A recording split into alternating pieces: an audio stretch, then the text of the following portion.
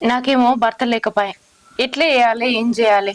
పోనీ వాళ్ళ మాటలకు భయపడి ఆ భూమి వాళ్ళ పేరు మీద రాద్దామా అంటే నాకు ఉన్నది కదా ఒకటే ఆధారం.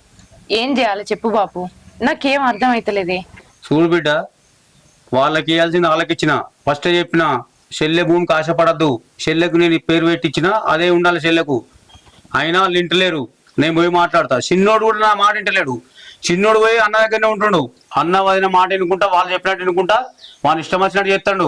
నేను పోయి వాళ్ళ సంగతి చెప్తా. బాపు, లొల్లద్దు లోకాటద్దు, మంచిగా నచ్చ చెప్పు.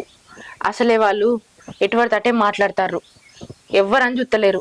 ఎటువంటి అటే మాటలు ఇచ్చిపెడతారు. ఎందుకు బాపు? నేనేమన్నా వాళ్ళ ఆస్తికి ఆశపడ్డానా? వాళ్ళ ఇంటికి పోయి ఏమన్నా బతుకుతానా? భర్త వెనకాడ నుంచి నా ఇంట్లో నేనే ఉంటానా, నా బతుకు నేనే బతుకుతానా? ఎందుకే బాపు నా మీద గిత్త కక్ష? నువ్వు బిడ్డ దిక్కే మాట్లాడుతున్నావు, వాళ్ళకి సపోర్ట్ చేస్తలేదని నీ మీద కూడా పీకల దాకా కోపం ఉన్నది కావచ్చు. పొయ్యి ఏం లొల్లి పెట్టకుండా మాట్లాడినైతే మాట్లాడు. ఏమంటారో చూద్దాం. నేను పోయేత్తా మరి. ఆడికి ఓవుడు ఎందుకు బిడ్డ? ఆడికి వచ్చి మళ్ళీ లొల్లి పెడుతున్నాడు. ఆడికి ఈయనే ఉండు, ఇది మనల్ని కదా, ఈయనే ఉండు.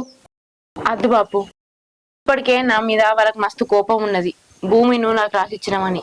ఇక ఈయన్నే ఉన్నాను అనుకో, ఇంకా వాళ్ళు నా మీద ఇక నన్ను ఒక శత్రువు లెక్కనే చూస్తారు.